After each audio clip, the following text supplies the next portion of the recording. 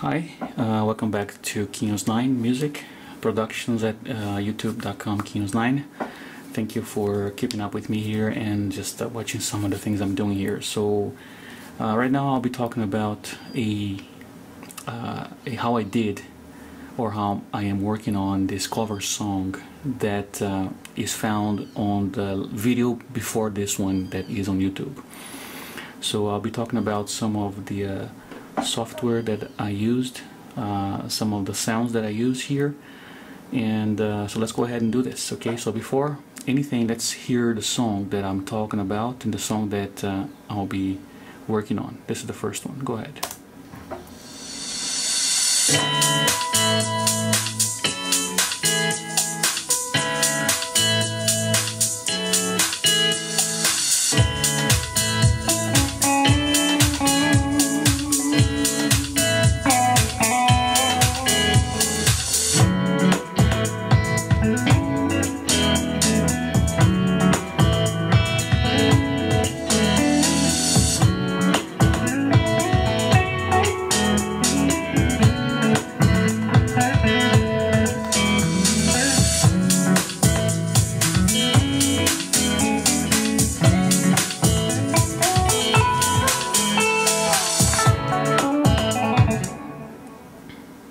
Okay, very well. So let's go ahead and work the song out, see how it was done. And it's not finished yet, but I'm gonna try to show you what I'm doing here. Okay, so I'm running here, as you can see, 1, 2, 3, 4, 5, 6, 7, 8 tracks just for drums. Okay, and this is a basic song to work on to actually make one of these. Per se, of course. So all the drum loops that I'm using comes with Logic Pro X. So you go ahead and click here. You find all the options of this of the drums that we can find. So, for instance, if you just press any clicks here, you'll find the loops or the option of loops. Okay, so I used a bunch of them here. So for the first track I'm gonna solo here so you can hear, and here we go.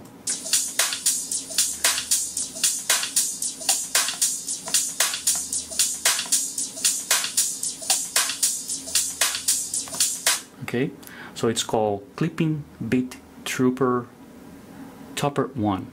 Okay, I did not add any effect to it whatsoever so far. So it's the raw sound that I'm getting from the sample. It is here. The second sound on the second track is a deep and dark beat number 1 that sounds like this.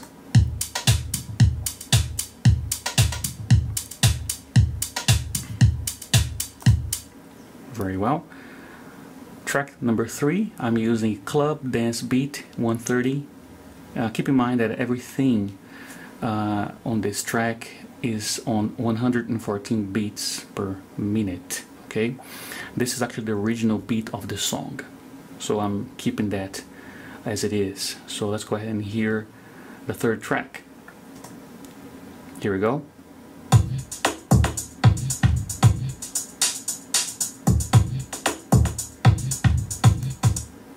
Okay, for track number 4, I'm using a Club Dance Beat 3.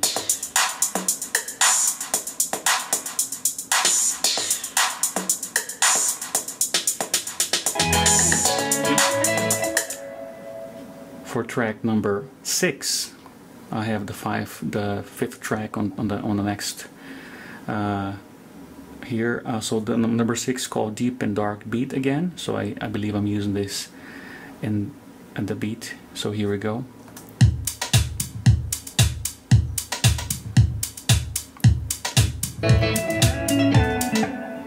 Track number 5, I'm using a Broken Beat Flip Beat 6.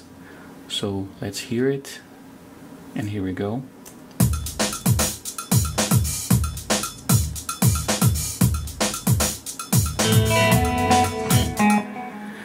Okay, so one thing that I did here, you might be wondering, why did I use the same ones on different tracks, and why not just use everything on one track and just add the loop in one track? It seems not to be working well that way, because you lose the beat of the sampling.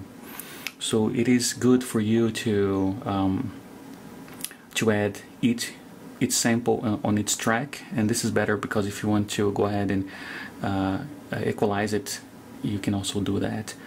And instead of copying it, just go ahead and open one of these and keep on sending a file here, you know, and on each track that you wish to do so. Okay, so this is what I have here for beats. Once again, it repeats itself. Okay. Down here on track 9, I have actually a part of the song that I cut and paste. So it is a reverse symbol. So here it is. Okay, so I used this a couple times, as you can see here. Okay, the next one is a bass beat from the drums of Logic Pro X here. So it's running into its track, and as you can see right here, there's no output. Why I did this is because I'm sending this channel into the chain of the compressor that feeds the guitars, especially these two here, which are the bases of the song. It takes the place of the keyboard, basically. Very basic guitar playing sound. Okay, so so I'm sending this into the bus number 2. Okay, and there's no sound of this. This is mute, pretty much. There's no output, and the value of the sound for this is going to track number 11 and 12. This is the first guitar. So I'm going to show you exactly what I mean when I do this. I'm going to solo both of them, and you will hear the difference. Dance music uses a lot of the compressor, and it uses the bass beat to you know, to cut through. It is a very powerful tool in dance music. So I'm using this in guitar. It actually works pretty well. So here it is, how it sounds, the guitar and that.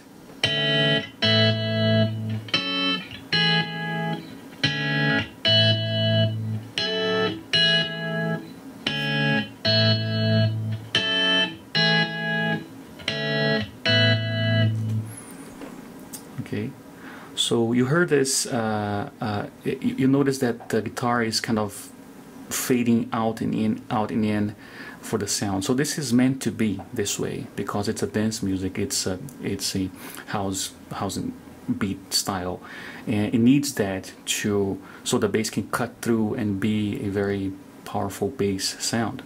So once again.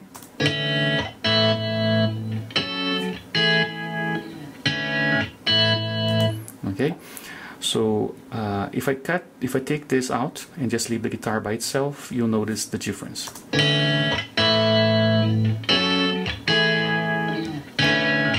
With it.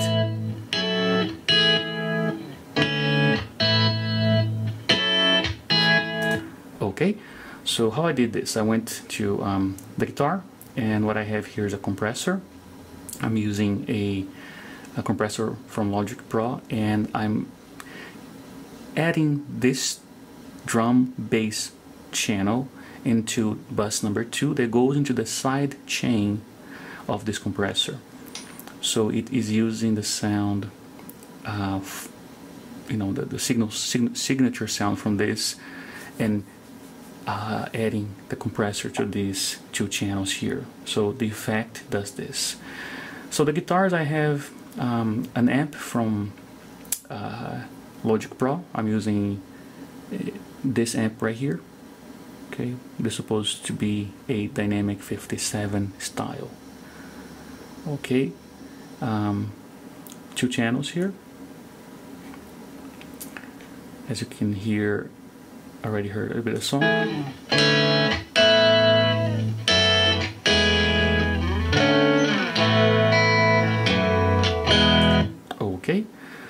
let's go ahead and talk about the next two guitars. This guitar right here,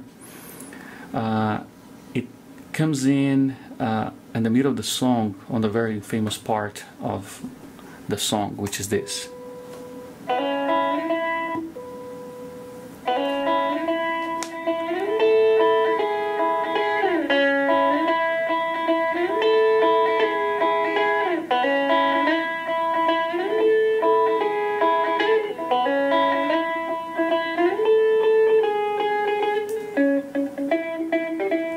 Okay, so what I did here, I used a setup from the Logic Pro, which is called Radio Days.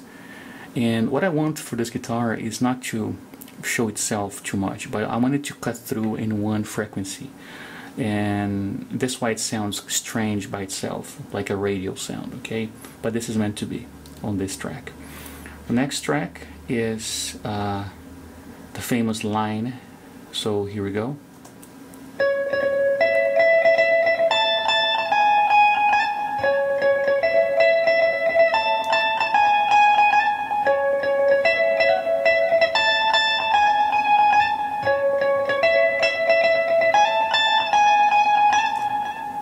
Okay, and this sound also comes from Logic Pro. It's called Heavenly something here, Heavenly Tweed. So this is the sound that I'm using for this solo guitar, which repeats itself. Okay, and strangely, there's not much done in equalization so far. Okay, so the last guitar. I still don't have the bass for this, so the next one is the solo guitar. Okay, so the solo guitar, you hear a little bit of it. Here we go.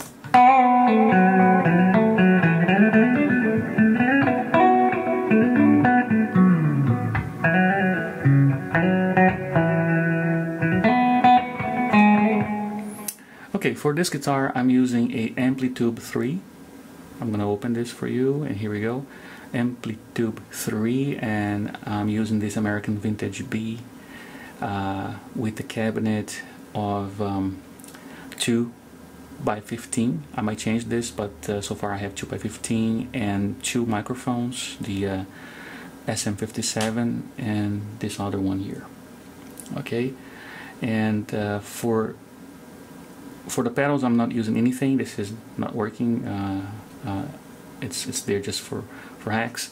And for the rack, this is where the key elements come. So I have the first one, tube compressor. The second one, a digital delay. Keep this low a little bit. And the third one, a digital reverb. Everything inside Amplitude 3. Okay, and it sounds this. So everything together. Let's go ahead and hear everything.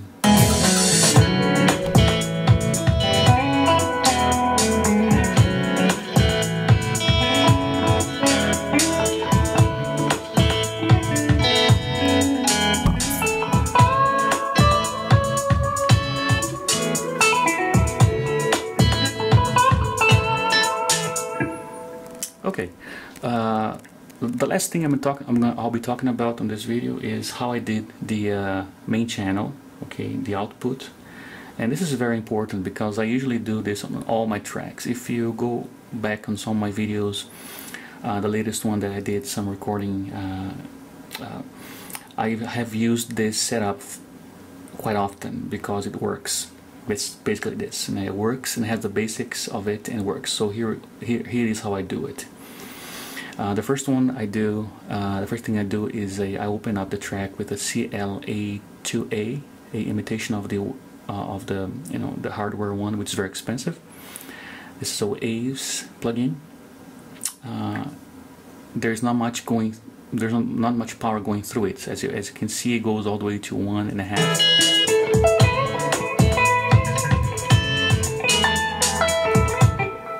Okay, so this is only for the first touch. The second thing I do here is use a Kramer master tape, and I go to this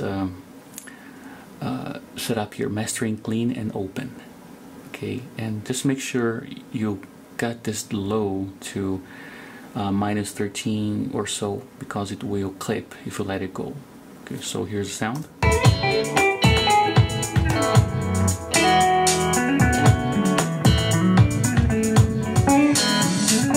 Next one, I use a limiter, a linear phase multiband. This is very important, and I will do a video for this one, for the software here next time, because this has a lot of little things that you have to work with, but it is a very good option. Okay.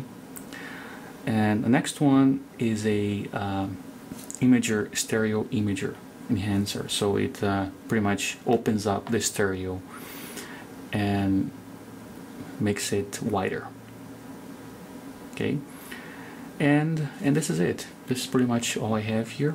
Okay, so thank you for watching my channel here, and keep in subscribe to it, and soon I'll be making more videos. Okay, all right, thank you very much, and out.